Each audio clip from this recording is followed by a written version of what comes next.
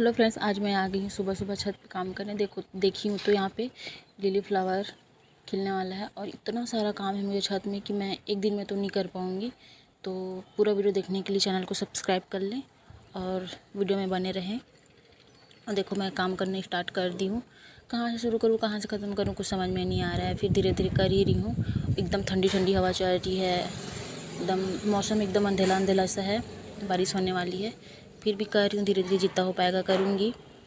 और वीडियो में बने रहे, क्या कर रही हूँ क्या नहीं कर रही हूँ मैं दिखाऊँगी आप लोग को। कितना सुंदर सुंदर फ्लावर भी खिला है मेरे गार्डन में।